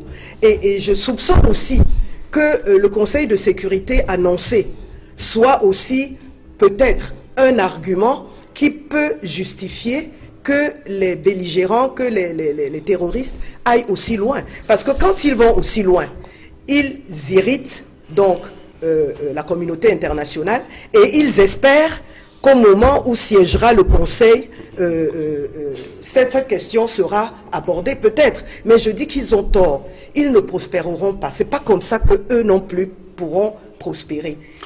Maître Désiré Sikati, on a entendu beaucoup de réactions genre il faut que le gouvernement prenne ses responsabilités. Nous avons tous répertorié tout ce qu'il y a eu pratiquement comme horreur dans cette partie du pays depuis que cette sale guerre a commencé il y a pratiquement 3 ans, depuis que cette crise anglophone a démarré en 2016. Il s'agit de faire quoi exactement? Dès demain, qu'est-ce qu'il faut faire de votre point de vue pour qu'on ait l'assurance ou la garantie qu'on n'aura pas un autre combat demain, comme on a eu une Garbouillère? Mais déjà, quand j'écoute certains compatriotes qui demandent à l'État de prendre ses responsabilités, moi j'ai envie de leur dire que l'État a pris ses responsabilités depuis pratiquement 3 ans en optant pour la guerre. Du moins le régime des Yaoundé a pris ses responsabilités depuis 3 ans en optant pour la guerre. Donc qu'est-ce que en termes de guerre, qu'est-ce que le régime de Yaoundé peut faire qu'il n'a pas encore fait contre les séparatistes armés? Donc moi, il faut à un certain moment être capable d'évaluer, de faire le bilan d'une action, de savoir si ça a marché. Si ça n'a pas marché, il faut voir dans quelle mesure trouver d'autres solutions. Vous savez, quand j'écoute les gens du régime s'exprimer, j'ai l'impression que nulle part dans le monde, on a vu un gouvernement trouver une solution amicale avec un groupe armé. Regardez le Niger. Le Niger a connu pratiquement une situation similaire au Cameroun. À la fin, la guerre s'est arrêtée tout simplement parce que le gouvernement nigérien avait trouvé un accord de paix avec la rébellion Touareg. En Colombie, ce fut la même chose. Après pratiquement 30 ans de guerre. 50 ans. De guérilla, je dis bien, je le dis avec insistance. Avec les FARC. Pour que plus, vous dites 50 ans de guérilla, avec les FARC. Nous savons tous qu'il y a eu un accord de paix entre la guérilla et le gouvernement cubain qui a totalement mis fin au conflit armé. Donc, il ne faut pas qu'on ait le sentiment que le Cameroun serait une spécificité où le gouvernement serait humilié ou bien se rabaisserait dans la mesure où il rentrerait en négociation ou bien conclurait un accord avec un groupe séparatiste armé. Le gouvernement ne serait qu'en train de faire ce que d'autres ont fait. Avec les FARC, et ça a marché. Laissez-moi finir, s'il vous plaît. Et ça a marché. Je pense que souvent, lorsque on évoque des problématiques, il faut tirer des bonnes conclusions. Moi, j'ai envie de demander à ceux qui sont en train de demander au gouvernement de prendre ses responsabilités. Qu'est-ce qu'ils entendent par responsabilité? Est-ce que ça veut dire qu'aujourd'hui, il est question de faire davantage, d'accentuer la lutte armée, l'action militaire? Parce que moi, j'ai l'impression qu'un bon contingent des forces de défense camerounaises se trouve aujourd'hui dans les régions du sud-ouest et du nord-ouest. Et d'ailleurs, c'est l'une des raisons pour lesquelles on voit qu'aujourd'hui, notre frontière avec le Nigeria, du moins la partie de la frontière qui fait l'objet des incursions de Boko Haram, est encore plus attaqué parce que beaucoup de forces de sécurité camerounaises ont replié vers le nord-ouest et le sud-ouest. Donc ceux qui demandent au gouvernement de prendre ses responsabilités, j'ai l'impression qu'on demande d'enfoncer une porte qui est déjà ouverte, ou bien d'enfoncer un clou qui est suffisamment enfoncé. Moi, j'ai de la peine à comprendre pourquoi est-ce qu'un régime doit avoir du mal à privilégier les vies humaines. Parce que c'est de ça qu'il s'agit. Est-ce que, donnez-moi un seul cas au monde. Parce que Mme Marlise Douarabel a parlé, mais je pense qu'il faut aussi bien comprendre. Elle a voulu parler de guérilla. Parce que quand elle dit, d'un côté, vous avez une armée qui est identifiable, de l'autre côté, vous ne savez pas contre qui vous vous battez. Mais Madame la députée, j'ai envie de vous dire qu'on appelle ça la guérilla. Et je ne connais pas une seule armée conventionnelle dans le monde qui a déjà battu une guérilla. Je dis bien, parce que la guérilla, la particularité de la guérilla, c'est quoi? C'est que vous avez des groupes armés invisibles qui ne respectent pas les conventions internationales en matière de guerre. Donc ce n'est pas les gens qui s'attaquent aux armées conventionnelles avec par exemple un uniforme. Ils ne vont pas vous attaquer dans un combat frontal. Ils vont faire recours à des actes terroristes, s'attaquer à des civils parce qu'ils veulent faire le buzz et attirer, comme vous le dites, la communauté internationale. Et en même temps, vous devez vous souvenir que la communauté internationale, le Conseil de sécurité ne peut intervenir au Cameroun que dans la mesure où le Cameroun est incapable de gérer ses problèmes. Parce que le Cameroun est membre du Conseil de sécurité et les textes de l'ONU prévoient qu'en cas de crise humanitaire grave, dont l'État où ça se déroule est incapable d'assumer, eh bien l'ONU a le droit de faire une intervention à des fins humanitaires. Ouais. Donc si le gouvernement du Cameroun veut éviter que cette perspective arrive au Cameroun, qu'il y ait une ingérence étrangère sur une affaire intérieure du Cameroun, mais il faut être capable de se faire une autocritique. Il faut être capable de mettre une dose d'humilité dans sa stratégie en acceptant de se mettre autour d'une table avec toutes ces personnes-là. On n'a jamais dit au gouvernement que le gouvernement doit aller concéder, parce que moi je suis totalement opposé à la scission du Cameroun, doit aller se concéder l'indépendance de la partie anglophone aux séparatistes pour mettre fin à la guerre. Mais je pense que vous avez une mère de famille. Si vous avez un voisin avec qui vous ne parlez pas, le jour où vous vous rendez compte que la vie de votre enfant dépend d'un dialogue que vous allez ouvrir avec ce voisin-là, vous voulez me faire croire, madame, que vous n'allez pas discuter avec lui? Ben, soyons quand même raisonnables. Edmond Kamgia, nous avons partagé ici les réactions d'un certain nombre de leaders politiques, Cabral Libi, président national du PCRN, député à l'Assemblée nationale, l'honorable Joshua aussi, premier vice-président du Social Democratic Front, et également député, mais il y a aussi un leader politique, notamment le président national du MRC, Maurice Kamto, qui visiblement est également très préoccupé par cette situation dans le nord-ouest et le sud-ouest. Et on se souvient que le président national du MRC a d'ailleurs pris une décision qui a donné le sentiment qu'il sacrifiait même ce que les partis politiques ont en termes d'essence, en décidant de ne pas aller aux élections parce que pour lui, la priorité était à la résolution de cette guerre dans le nord-ouest et le sud-ouest. Est-ce qu'avec les événements actuels, on n'est pas tenté de lui donner raison? Que la priorité au Cameroun aujourd'hui est le règlement de cette guerre, avant toute chose. Je voudrais d'abord dire un mot très rapide sur le communiqué du gouvernement, le communiqué du ministre de la Communication, où il laisse entendre que le gouvernement n'était pas au courant qu'il y avait un établissement à Kumba, de ce nom-là, à Kumba. Un établissement qui n'était pas connu, les institutions et tout. Moi, je crois que c'est une fuite en avant. Ça me rappelle un autre communiqué gouvernemental d'un autre ministre de la République. Lorsqu'un enseignant sorti de l'école normale supérieure qui donnait des cours de vacation, n'est-ce pas, en Colbison, a été poignardé par un élève, Madame Nalova a laissé entendre, au lieu d'adresser sa compassion, ses condoléances à la famille, elle a commencé par dire, mais monsieur, on l'avait affecté quelque part à l'ouest, dans le département du Nord. Il n'avait rien à foutre là-bas en Colbison. Mais en réalité, le communiqué de René Mazouin Sadi rappelle le communiqué également, la sortie de Mme Nalova en son temps, qui fuit les responsabilités et qui montre que le gouvernement est irresponsable quand il s'agit de la vie humaine de la vie humaine des citoyens camerounais. Voyez-vous, ce sont des enfants qui ont été massacrés. La réponse d'un porte-parole du gouvernement, c'est de dire qu'on ne savait pas que cet établissement existait. Ah, situé en centre-ville. On a vu comment l'établissement a été construit.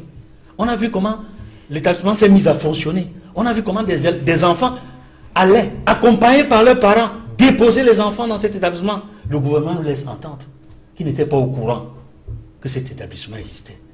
Mais je dis, ce n'est pas seulement une fuite en avant, c'est une irresponsabilité qui montre que nous ne sommes pas du tout gouvernés. Voyez-vous, voilà les conséquences. Des enfants étaient massacrés au lieu d'abord d'apaiser la douleur des familles. Mais ils commencent par sortir des propos désobligeants et indécents. Je tiens à le dire. Parce que c'est gravissime de publier ce genre de communiqué quand il y a mort d'homme. Et qui plus est, des enfants innocents qui allaient à l'école. Et le gouvernement n'a cessé de dire, laissez les enfants aller à l'école. Et nous sommes pour que les enfants aillent à l'école. Donc c'était inopportun. Alors, cet aspect du communiqué. Je tenais à le dire d'abord. Maintenant, pour votre question, est-ce que les faits ne donnent pas raison finalement au président national du MRC qui a fait de la résolution de la crise anglophone et de la question électorale, du nettoyage du système électoral camerounais, du toilettage, une priorité, à commencer par la résolution de la crise anglophone? Raison. Oui, les faits lui donnent raison. Parce que s'il avait été écouté, si le gouvernement n'avait pas entrepris de régler les problèmes, toujours par la force, c'est-à-dire, j'ai le sentiment, depuis que la crise anglophone a commencé, le gouvernement privilégie la solution militaire, le recours à la force, au dialogue. Il faut toujours qu'il y ait un peu de pression, soit de l'opinion nationale ou de la communauté internationale, pour qu'il accepte, pour qu'il daigne consentir à la nécessité d'un rapprochement ou d'un dialogue. Mais un dialogue qui n'est pas inclusif, qui n'est pas suffisant. Et même quand les solutions sont proposées, elles ne sont pas appropriées. Puisque la crise perdure. Si 4 ans après, on n'a pas résolu la crise, c'est parce qu'on n'a pas apporté les solutions idoines. Et je pense que la crise anglophone est une priorité pour le Cameroun. La crise anglophone n'est pas une affaire seulement anglophone. C'est un problème camerounais. Nous n'avancerons pas tant que ce pied du Cameroun est malade. Quand vous avez mal au pied, votre corps est malade. Quand vous avez mal à la tête, le corps est malade. Quand vous avez mal à n'importe quelle partie de votre corps, vous êtes incapable d'assurer avec efficacité un travail soit physique, soit intellectuel. Réglons le problème qui mine une partie du Cameroun. avant d'avancer. Maître Moustapha Ngwana, pourtant, cette formation politique qui a décidé, en tout cas ce leader politique qui a choisi de suspendre toute chose et de privilégier d'abord la résolution de cette crise anglophone est aujourd'hui embastillé. Maurice Kamto, depuis un mois, se trouve en prison chez lui et même interdit de visite. Je veux dire que c'est une situation inédite qu'une personne qui n'a pas fait l'objet d'une décision judiciaire soit, je vais dire emprisonnée, parce que je vais utiliser, permettez-moi l'expression, emprisonnée dans son domicile et dans des conditions encore plus dantesques que dans une prison, parce que lorsque vous êtes dans une prison, vous avez droit aux visites. Vous avez droit aux visites. Aujourd'hui, M. Maurice Kamto est emprisonné, est dans son domicile, mais incapable de recevoir la moindre visite. Je crois que le gouvernement essaye de jouer à un jeu dangereux que je vais essayer de déployer. En fait, puisqu'ils font, ils ont fait l'objet de pression, ils ont fait l'objet de... Il y a la communauté internationale qui a crié à sur le Baudet, qui a dit son indignation la dernière fois lorsqu'il a été arrêté. Aujourd'hui, pense-t-il certainement avoir trouvé une solution médiane pour que les uns et les autres ne tirent pas sur eux, en le gardant dans son domicile de manière indue, et de pouvoir déclarer à chaque fois qu'il n'est pas emprisonné. Ce qui est quand même pour le moins ubuesque de pouvoir assister à une situation comme celle-là. Et je voudrais dire également, de manière générale, qu'il faut que les leaders de l'opposition, il faut également que les militants de toutes les formations politiques, et même la mienne, puissent comprendre qu'une arrestation comme celle-là c'est-à-dire que ça touche à des questions de principe. On a affaire à une liberté fondamentale qui est violée de manière exceptionnelle, qui est la liberté d'aller et venir. On a privé un leader politique de la liberté d'aller et venir. Donc il faut absolument qu'il y ait la solidarité de toutes les forces de l'opposition. J'ai le sentiment malheureusement que certains croient, je dois le dire, que l'embastillement ou bien la mort politique du professeur Kamto leur donnera peut-être une seconde vie ou bien une plus grande visibilité. Je dis que loin s'en faut. Il faut, lorsque les questions de principe qui touchent même à la réalité démocratique sont affectées, comme c'est le cas, que nous puissions tous crier notre indignation et que nous puissions être solidaires de cet homme-là, dont le combat n'est pas uniquement le sien, parce que c'est un combat dans lequel il a trouvé des formations politiques comme le SDF. Donc je voudrais dire ici la solidarité de ma formation politique ou bien de la grande majorité des militants de mon parti pour cet homme-là, dont le combat est un combat qui concerne la nation camerounaise entière. Parce que demain, lorsque Honorable Nietzsche aussi, ou bien Cabral Libi, Matomba et autres, Matomba je crois qu'il a fait une grève de la faim ici. Lorsque demain les personnes décideront de faire des revendications légitimes, elles pourraient également faire l'objet des mêmes obstacles. Donc je dis, c'est une situation qui est des plus graves et je dois dire mon rôle au cœur face à cette situation-là. Il faut absolument qu'un terme définitif soit mis à ces situations illégales. Parce que rien ne la justifie. Parce que je parle ici, je ne vais pas dire que je parle ex cathedra, mais je suis avocat. J'ai quand même fait le tour de l'arsenal juridique camerounais pour pouvoir comprendre l'argument de droit qui peut être mis en perspective pour justifier cette situation de fait, cette forfaiture. Je n'ai pas trouvé le moindre argument de droit. Donc rien n'est légitime. Aucun texte au Cameroun n'autorise le pouvoir exécutif à pouvoir priver un individu de sa liberté comme celle-là. Il n'y a pas une décision de justice. Il n'y a aucune décision de justice. Il n'y a aucun acte judiciaire, en tout cas à ma connaissance, jusqu'à présent, qui a été servi à Maurice Kamto ou bien mis sur la place publique pour que nous puissions apprécier la régularité de celui-ci. Donc en réalité, il s'agit d'une situation, d'une voie de fait exceptionnelle pour laquelle il faut que tous les Camerounais puissent dire non. Parce que je dois le dire, et ça rejoint ce que je disais tout à l'heure, le silence coupable des populations. Parce qu'il ne peut pas avoir un véritable leadership sans followers. Parce que quand il y a un leadership, c'est-à-dire que celui qui monte la voix, il faut qu'il y ait autour de lui des personnes qui sont à même de pouvoir soutenir sa cause. Je pense qu'un homme de la statue de Gosset Kamto a fait sa vie. Il a été auréolé par les plus grandes institutions savantes. Aujourd'hui, je crois que le combat qu'il mène, et qui est un combat qui est mené également par Et beaucoup des leaders qui l'ont précédé, comme par exemple le leader du SDF, le chairman John Fundi. Ce combat, c'est un combat qui est mené dans l'intérêt supérieur des populations camerounaises. Je ne pense pas que le procès, comme aujourd'hui, a encore des problèmes de suivi ou quoi que ce soit. Non. Aujourd'hui, le combat qu'il mène, c'est un combat qui concerne tous. Mais malheureusement, ceux pour qui il se bat sont incapables de pouvoir le soutenir véritablement. C'est pourquoi je disais tout à l'heure que s'il n'y a pas de masse critique, il n'y aura jamais rien. C'est pourquoi je voudrais saisir cette tribune également pour interpeller toutes les forces vives de l'opposition pour qu'on se mette ensemble sur une table, on fait le diagnostic et on propose des solutions définitives de sortie de ce blocage institutionnel que le Cameroun est en train de vivre. Parce que s'il y a déflagration aujourd'hui, j'ai le sentiment que personne ne sera épargné. Donc il faut absolument que nous puissions nous serrer les coudes pour que demain, ce qui arrive au procès Kamto ne puisse plus jamais arriver à un citoyen, quel qu'il soit. Et ce n'est pas une question partisane. Ça ne concerne pas le MSC, le SDF, ça concerne la nation tout entière. Et il faudrait que nous puissions le comprendre pour pouvoir adresser cette question et apporter des solutions des thérapeutiques véritables. C'est ce que je voulais dire. Maryse Douarabé, je suppose que vous ne devez pas être d'accord avec Maître Moustapha Ngouana qui dit que le professeur Kamto n'est pas suivi. Il y a des gens qui le suivent d'ailleurs. Vous êtes une femme, mais vous avez remarqué qu'il y a une femme qui s'est pratiquement mise à poil cette semaine devant le domicile du professeur Kamto parce qu'une délégation du MRC était allée lui apporter des vivres. C'est une réaction de femme que vous comprenez? Moi, j'allais demander au SDF pourquoi vous avez laissé M. Kamto au carrefour. Vous pouvez répondre après. Non, tu vas me répondre après parce que vous l'avez effectivement laissé au carrefour.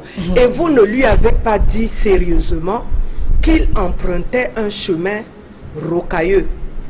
C'était quand même extrêmement grave que Maurice Kamto tente d'organiser cette marche insurrectionnelle. C'était extrêmement... Non, ne me... Vous m'avez interpellé, mais moi, vous m'avez interpellé. Je vais vous donner la parole.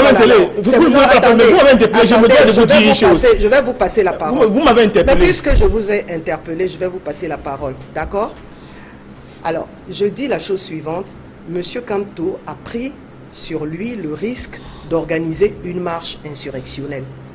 Le peuple du Cameroun lui a réserver une réponse. C'est niet.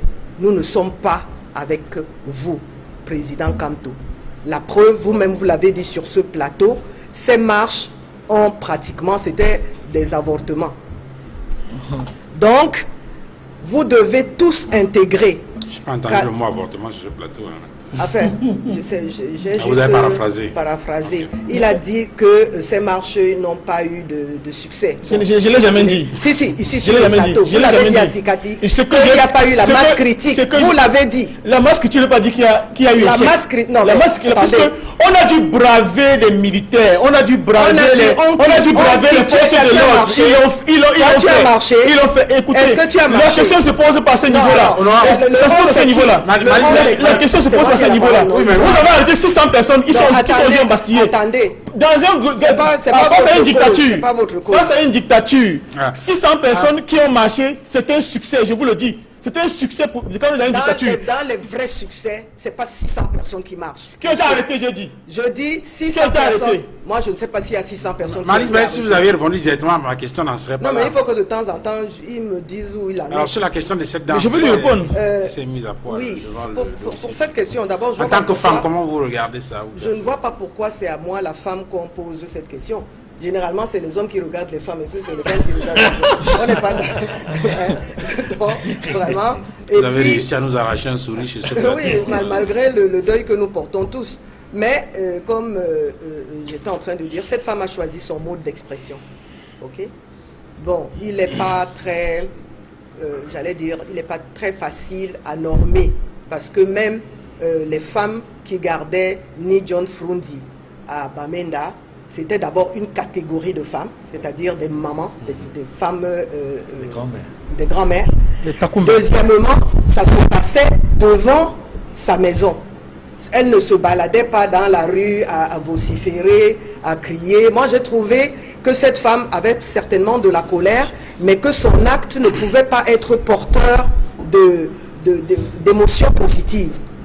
Vous voyez? Donc, c'est dommage parce que c'est un flop, Mais elle a quand même tenté quelque chose. Alors, Maître Désiré Sikati, un mois déjà que le professeur Kamto est en prison, entre griffes, chez lui. On découvre maintenant que même pour les visites, cela n'est pas possible. On a vu une délégation aller lui apporter des vivres. Cela n'a pas été possible. Cette situation-là, comment, du point de vue du droit, comment on comprend? Non, ben, vous n'allez pas me poser la question de savoir qu'est-ce qu'il faut comprendre du point de vue du droit, parce que je pense que c'est un secret de polichinelle que de dire que les lois sont les choses les moins respectées depuis pratiquement novembre 2018, que le hold-up électoral a eu lieu. Je dois d'ailleurs vous dire qu'au moment où on me posait ces questions-là, il y a un certain nombre de responsables du MRC, notamment Alain Fouguet et Bidou Noussak, qui sont en détention au secrétariat d'État à la Défense, voilà, depuis pratiquement un peu plus d'un mois, alors qu'on sait très bien qu'il y a au Cameroun une loi qui réglemente les délais de garde à vue, c'est-à-dire la garde à vue, quels que soient les renouvellements, ne peut pas dépasser, je pense, 6 jours, si je ne me trompe pas. Donc, quand vous avez des gens, des citoyens qui sont gardés à vue dans les chambres de sûreté de la police judiciaire, parce que quand je parle de police judiciaire, c'est au sens large.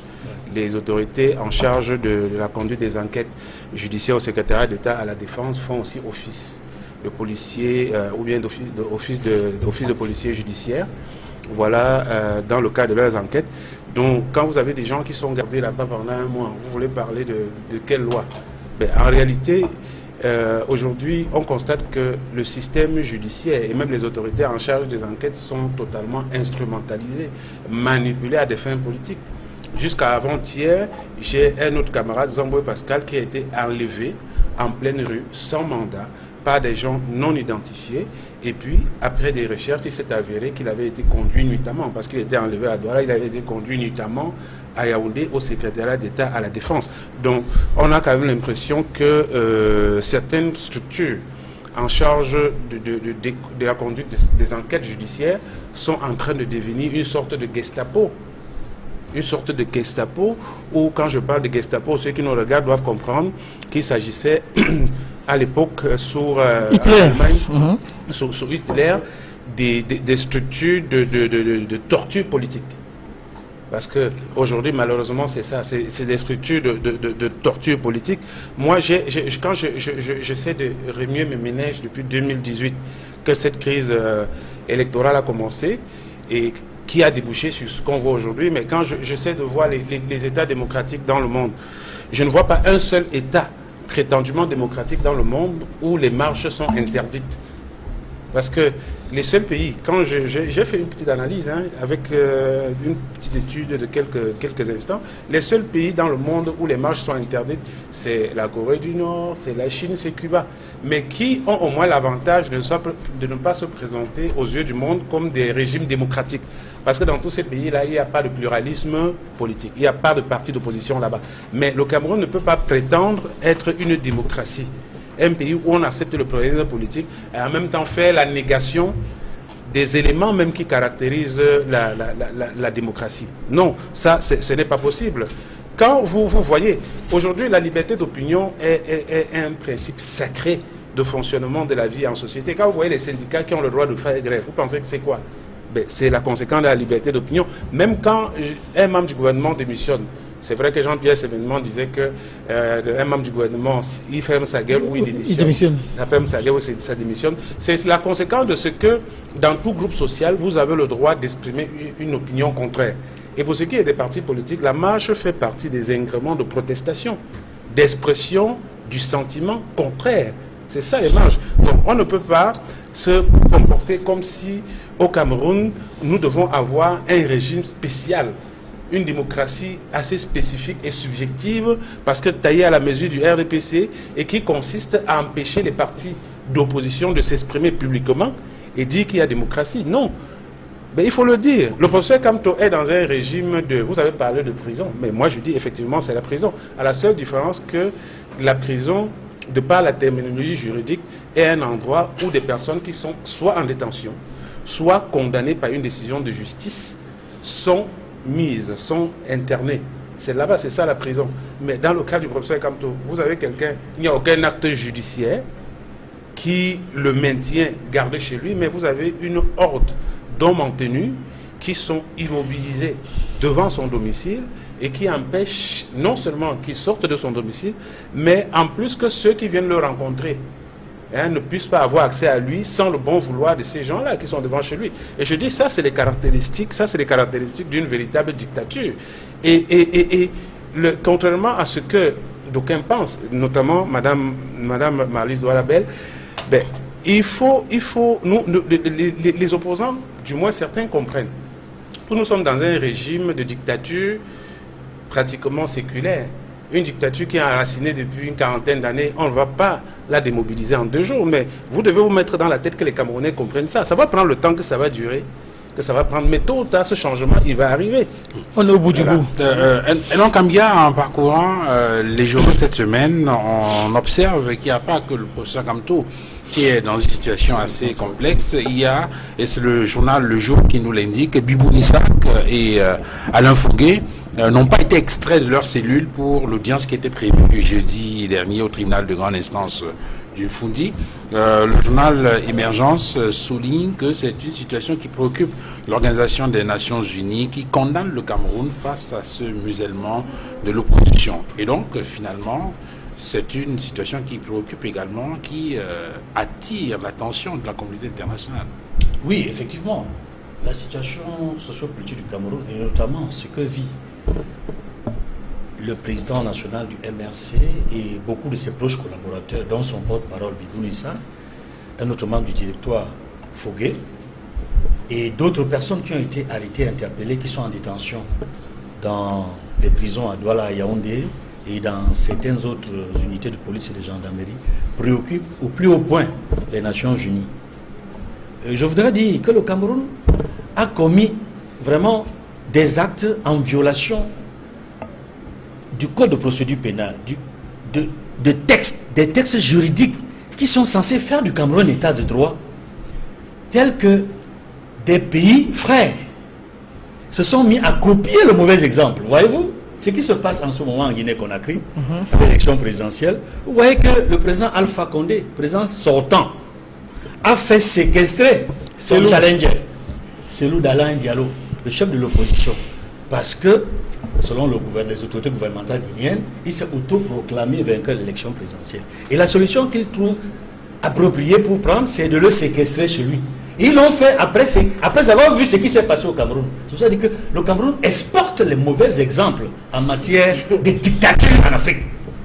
Je le dis de bonne source, parce que nous avons des correspondants sur le terrain en Guinée-Conakry, et qui sont capables de fouiller, de bêcher et de nous dire comment est-ce que ça a pu se passer pour qu'on le séquestre. C'est parce que les autorités guinéennes ont vu comment on a séquestré Maurice Kamto au Cameroun. Ils ont pris le même exemple. Puisque c'est sans aucune décision de justice. Allez vérifier. Cellou Dalein Diallo est séquestré chez lui, comme Maurice Kamto.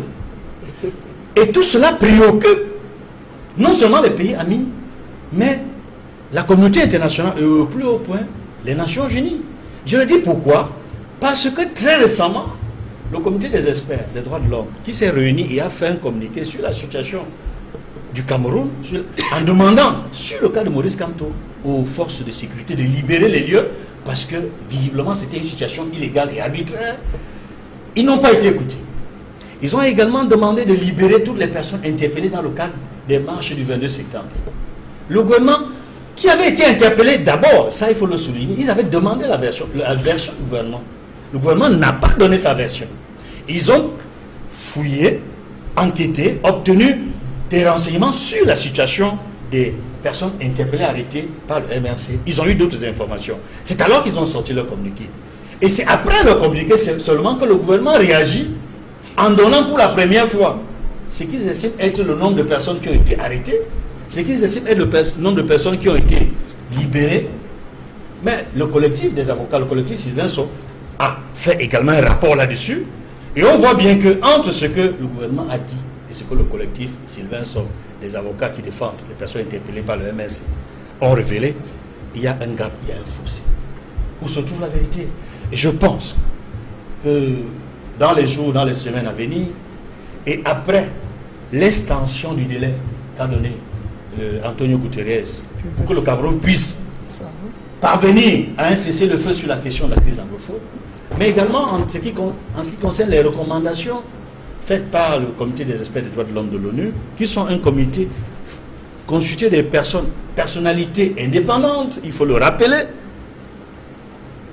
Il ne faudrait pas que le gouvernement soit surpris qu'il y ait, d'ici avant la fin de l'année, un certain nombre de décisions qui sont prises au niveau des Nations Unies, que ce soit par l'Assemblée générale, que ce soit par le Conseil de sécurité, qui va finalement s'asseoir pour évaluer la situation et prendre des décisions, y compris des décisions, des sanctions ciblées, qui pourraient être faites à l'encontre, non seulement des membres du gouvernement, mais également des responsables des groupes armés, si on ne parvient pas à obtenir ce cessez-le-feu. Alors, vous avez la parole, vous la gardez pour le dernier tour de table et concernant le dernier sujet. Edmond Kamgia, on parle de cette confusion autour du statut juridique du professeur Maurice Kamto, qui depuis un mois est en prison chez lui. On ne sait au nom de quel texte, au nom de quelle loi. Une confusion qu'on a également observée visiblement cette semaine dans l'affaire de la taxe sur les téléphones et les terminaux importés.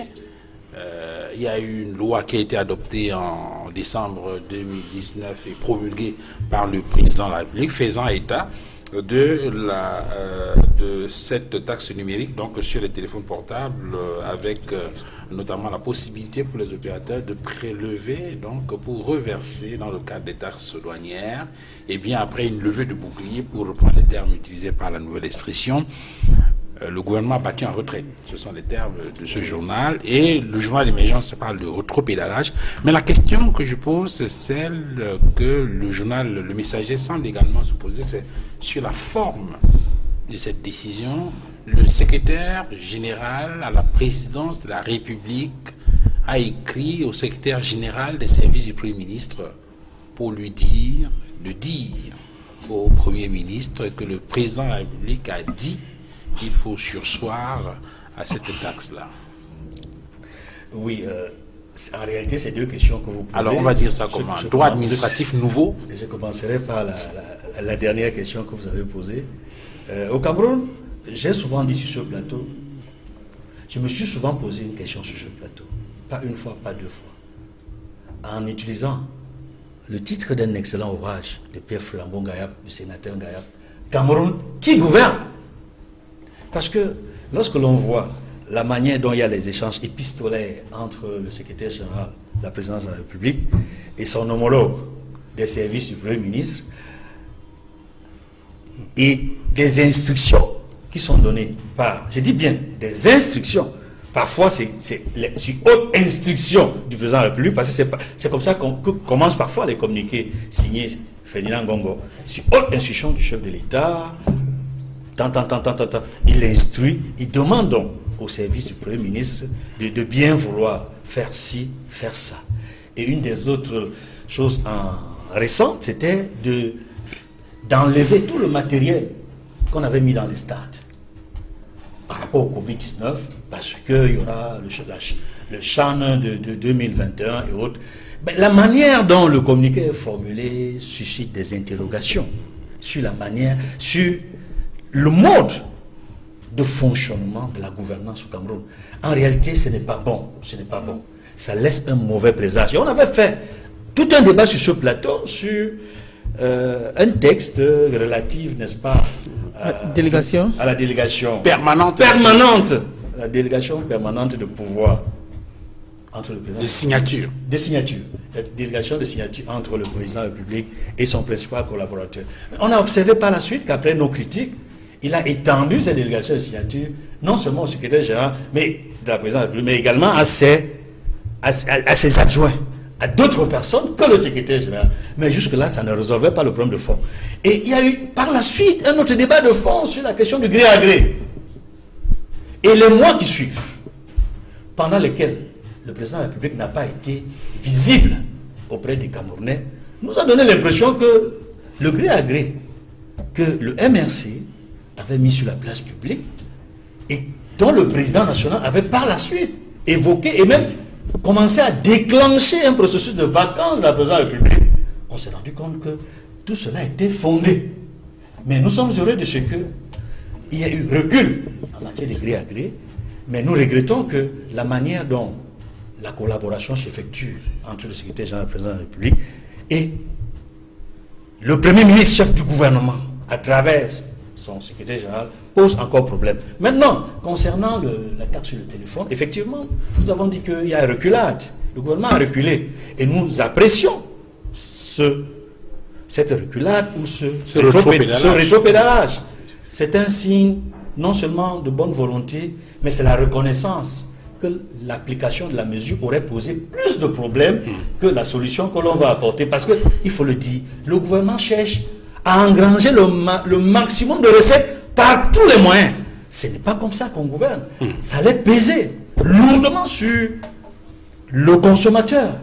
Alors, Maître Moustapha Ngouana, quelle peut être la valeur d'un tel document en droit administratif? Je ne sais pas si c'est à vous qui fait poser la question. Est-ce que vous comprenez cette gymnastique-là? J'avoue que j'ai beaucoup de peine à pouvoir comprendre cette technique communicationnelle qui est adoptée par le gouvernement. Parce que, voyez-vous, lorsque le secrétaire général de la présidence de la République prend un texte qui en réalité s'adresse au Premier ministre, j'ai le sentiment qu'il y a une forme de rupture dans la hiérarchie administrative. Il y a une rupture dans la hiérarchie administrative, même si on essaie de dissimuler cela à travers le secrétariat général des services du Premier ministre. Parce qu'en réalité, la mesure a vocation à s'appliquer, à être appliquée par d'autres ministres.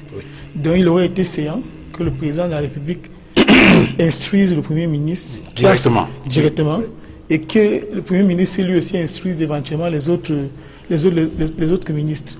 Je pense que ça aurait été la meilleure formule. Cet état de... Et dans le cas d'espèce, il y a cette lettre du SGPR au SGPM avec copie au ministre des Finances et au ministre des Télécommunications, des Postes et Télécommunications. Oui, j'ai bien noté qu'il y a une copie à toutes ces autorités. Enfin, pour mettre la braise à votre pipe. Oui, mais on a le sentiment, qu'en réalité, je l'ai dit ici à l'eau de mon propos, que le navire n'a plus véritablement de capitaine, parce que il n'appartenait pas pour des mesures comme celle-là qui portent instruction, que ce soit un ministre qui soit en train d'instruire à d'autres ministres de poser les actes. Le Premier ministre, oui, c'est le premier d'entre eux. Il peut instruire aux autres de poser les actes, parce que, comme on dit, qui peut le plus, peut le moins. Il peut instruire, ou il peut prendre sur lui-même de prendre les actes en question. Mais celui qui aurait dû le faire, c'était le président de la République. Le président de la République devait le faire, et ensuite le Premier ministre aurait pu instruire aux autres ministres d'avoir posé des actes. En réalité, comme le disait Edmond tout à l'heure, le grand soir se prépare à grands pas. Le grand soir se prépare à grands pas, c'est la nuit des longs couteaux qui se préparent déjà. Et il y en a des différents pôles de discussion du pouvoir, c'est-à-dire qu'affûtent leurs armes et chacun montre ses muscles lorsque l'occasion lui est présentée. Donc, dans le cadre de la nomenclature des actes administratifs, je ne pense pas qu'il appartient donc au secrétaire général de la présidence de la République de donner un ordre, parce qu'en réalité au Premier ministre, parce qu'en réalité quand on écrit au service du Premier ministre, c'est lui qui est censé recevoir l'acte, c'est le Premier ministre lui-même. Donc il ne peut pas donner un ordre à son supérieur hiérarchique. Oui. Donc en réalité, il s'agit d'une mesure malheureuse, mais qui laisse clairement comprendre qu'il y a une espèce de bicéphalisme qui est en train de s'imposer au sein de la République, et c'est bien que les Camerounais soient éveillés et que de temps en temps il y ait des éclairages comme ceux qui sont faits là pour éviter que le gré à gré, comme j'ai entendu dire, puisse éventuellement avoir lieu. Mais il faut que les gens le sachent. Les Camerounais se cultivent davantage, les Camerounais se documentent, et les gens doivent savoir qu'il n'y aura pas de transmission successorale du pouvoir au Cameroun. Ça ne se passera pas. Donc ce qui s'est passé dans les pays voisins et autres, il faut qu'on le dise aux gens. Je crois qu'il y a une limite à ne pas franchir. Cette paix des cimetières qu'on observe au Cameroun ne doit pas faire croire à certains qui peuvent se permettre de tout faire aux Camerounais.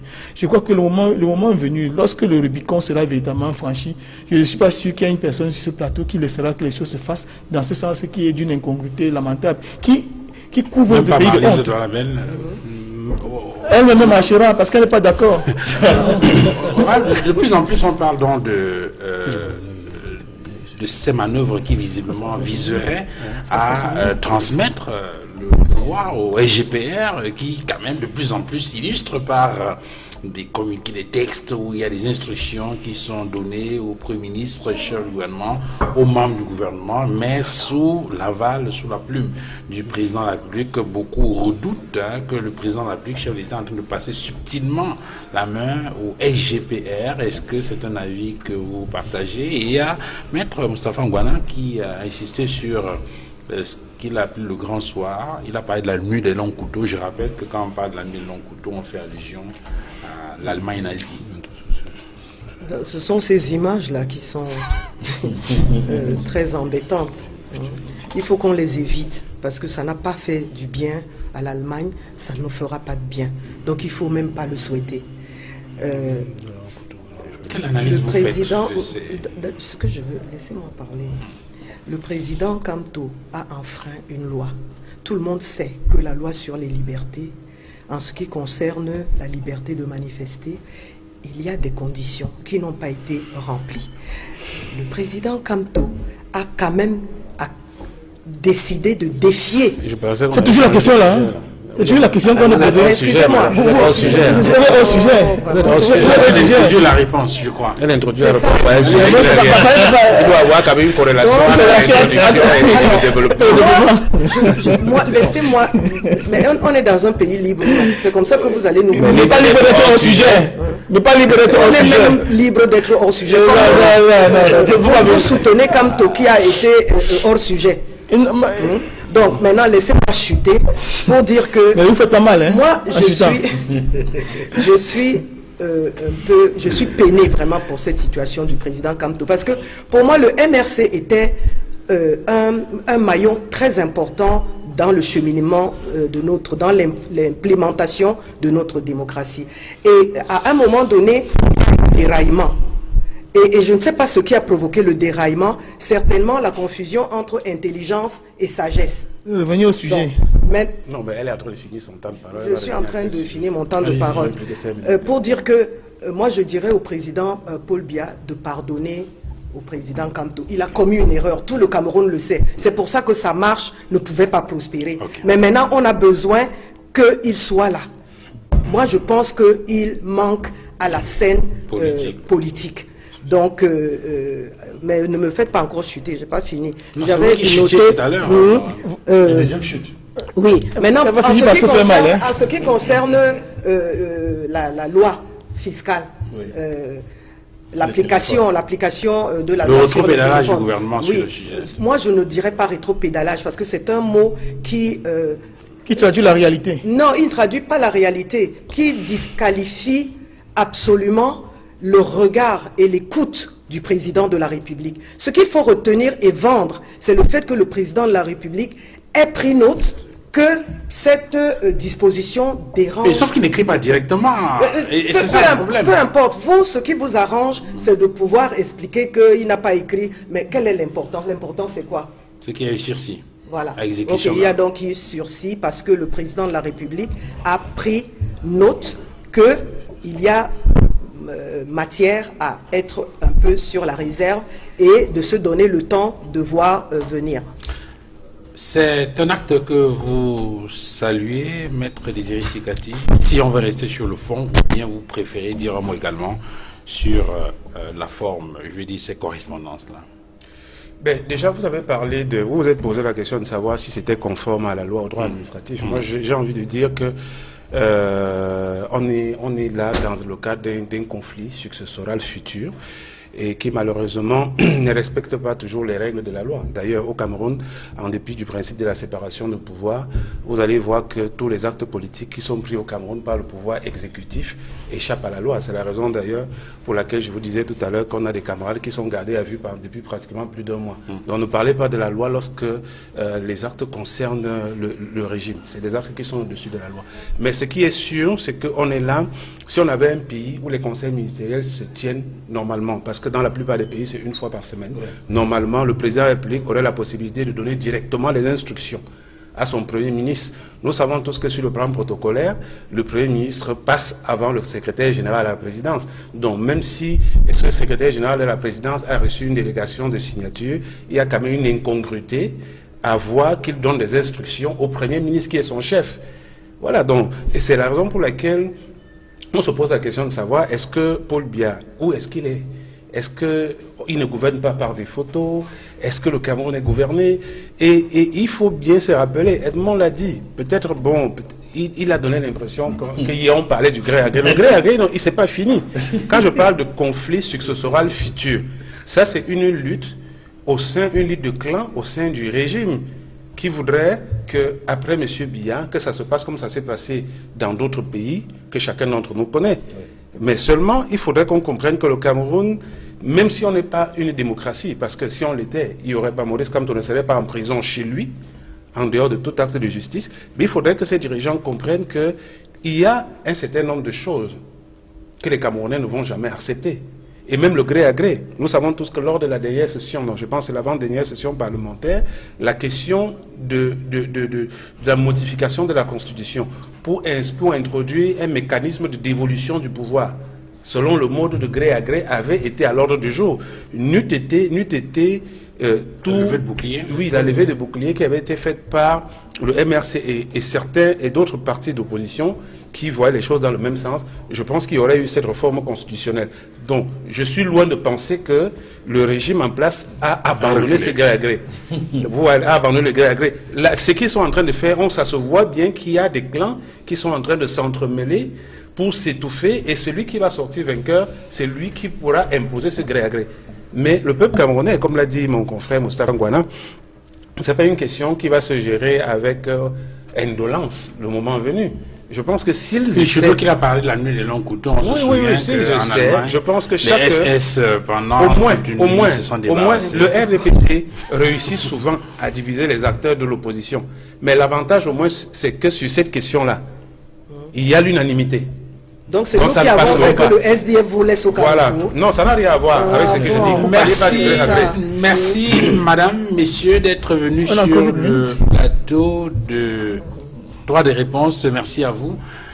Marlise Dorabel d'être venue sur ce plateau. Vous êtes militante du RDPC et vous représentez votre formation politique et vous êtes communicante d'Union. Merci d'être venue. Merci à vous, Maître Désiré Sikati, d'être venu sur ce plateau, avocat au barreau du Cameroun et militant du MRC, le Mouvement pour la Renaissance du Cameroun. Merci à vous, Edmond Kamgia. Vous êtes journaliste, éditorialiste à La Nouvelle Expression et consultant sur Droit des réponses sur Equinox Télévision. Merci à Maître Moustapha Ngouana, qui est conseiller juridique national du Social Democratic Front et avocat au barreau du Cameroun. Merci à vous, madame, messieurs, d'avoir regardé cette autre livraison de Droit des réponses. Excellent dimanche à tous et à très bientôt. Au revoir.